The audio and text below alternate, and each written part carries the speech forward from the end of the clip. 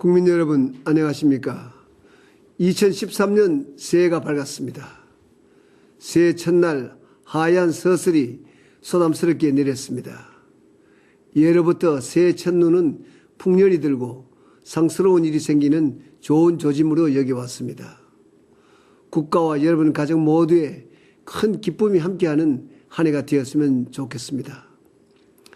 새해 첫날 아침 저는 언제나처럼 서울 동작동 현충원을 찾았습니다.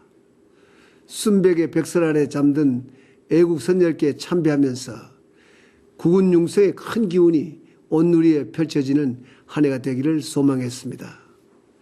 돌이켜보면 우리 근현대사는 세계사에서 유례를 찾아볼 수 없는 발전의 역사, 기적의 역사였습니다. 지난달 문을 연 대한민국 역사박물관은 그 눈물겹고도 자랑스러운 코리아 스토리를 한 편의 장편 서사시처럼 펼쳐놓았습니다. 3.1 독립선언서나 우리 누이들이 밤새워 일하던 봉제공장과 다락방 같은 전시물 하나하나에 우리의 서름과 고뇌가 배어있고 희망과 의지가 묻어나는 살아있는 유물들입니다. 그 누구도 아닌 우리 할아버지, 할머니, 아버지, 어머니의 피와 땀과 눈물의 이야기가 있기 때문에 우리 어린이들과 젊은이들이 많이 가봤으면 좋겠습니다. 저도 전시품을 둘러보면서 정말 가슴이 뭉클했고 또 한편으로 격세지감을 느꼈습니다. 60여 년 전 오늘의 대한민국을 꿈으로조차 생각해 본 사람은 아무도 없었습니다. 그동안 우리 1인당 국민소득은 280배 이상 늘었고 무역은 3,000배나 커졌습니다. 원조 없이는 먹을 것, 입을 것조차 해결할 수 없던 우리가 원조를 주는 나라가 됐습니다.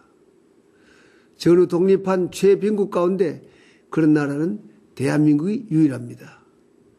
이 모든 성과가 다른 나라를 침략하거나 남의 것을 빼앗은 것이 아니라 오직 우리 손으로 직접 땀 흘려 일군 것이기에 더욱 값지고 자랑스럽습니다. 우리 선조와 부모님께 진심으로 감사하고 우리 국민 모두에게 따뜻한 찬사의 박수를 보내고 싶습니다. 대한민국 역사박물관이 우리 국민이 큰 자긍심을 느끼는 국민 통합의 용광로, 젊은 세대가 내일을 꿈꾸는 미래 창조의 산실이 되었으면 좋겠습니다. 다른 나라 사람들에게도 큰 영감과 용기를 주는 명소가 될 것으로 확신합니다. 사실 우리는 잘 느끼지 못하고 있지만 대한민국은 어느덧 다른 나라가 배우고자 하는 나라가 되었습니다. 2011년 외국의 한 저명 잡지도 한국은 오래전에 세계가 주목하는 성장 모델이자 신흥 강대국이 되었는데 한국인들 자신은 잘 모르는 것 같다고 평가한 적이 있습니다. 특히 개발도상국에게 우리 대한민국은 정치, 경제, 사회 발전의 모델이자 국가 부흥의 살아있는 꿈입니다.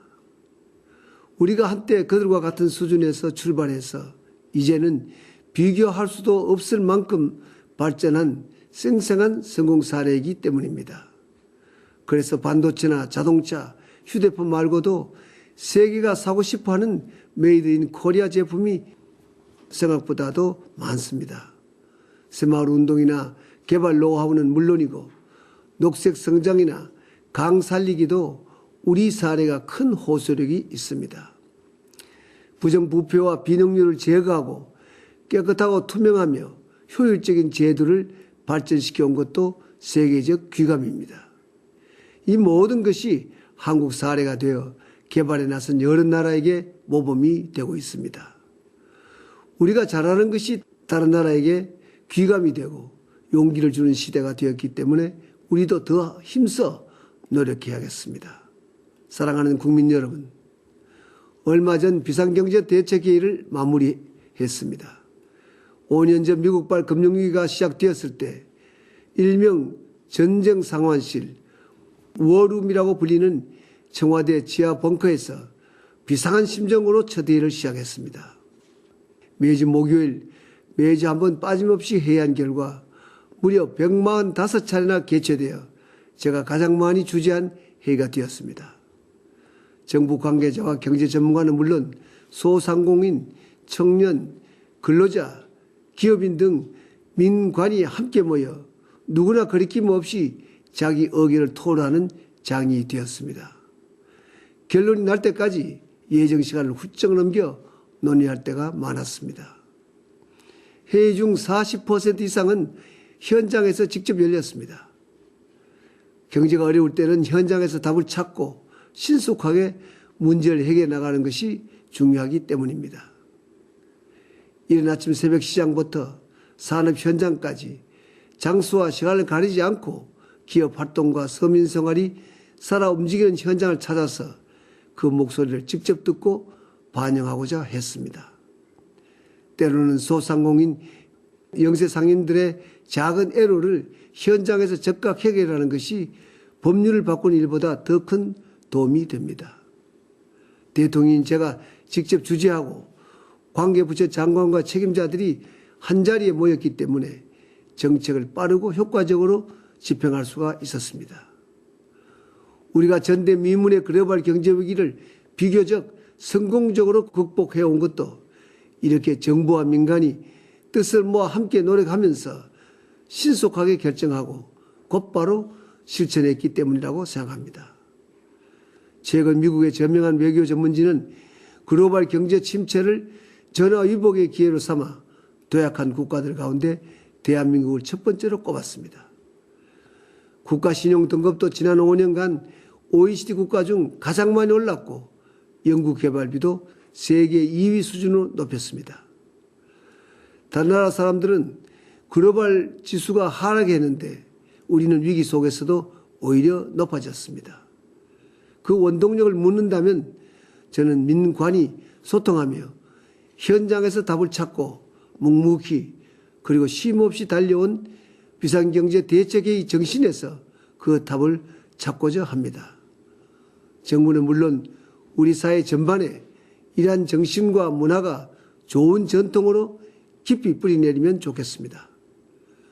그동안 위기 극복에 밤낮 없이 땀 흘려온 공직자, 기업인, 근로자 그리고 모든 국민 여러분께 진심으로 감사를 드립니다. 사랑하는 국민 여러분, 작년 11월 매우 기분 좋은 소식이 있었습니다. 어느 나라에서 태어나야 더 행복할까를 조사한 결과가 영국 이코노미스트지가 발행한 2013년의 세계라는 보고서에 실렸습니다. 미국, 독일이 16위이고 우리는 19위로 일본, 프랑스, 영국보다도 앞섰습니다. 어려움 가운데 땀 흘려 일한 결과 우리 아이들이 행복한 나라에서 태어나고 살게 된 것이 우리의 큰 보람이자 기쁨입니다. 국민 여러분, 날씨가 무척 춥습니다. 건강에 각별히 유의하시기 바랍니다. 고맙습니다.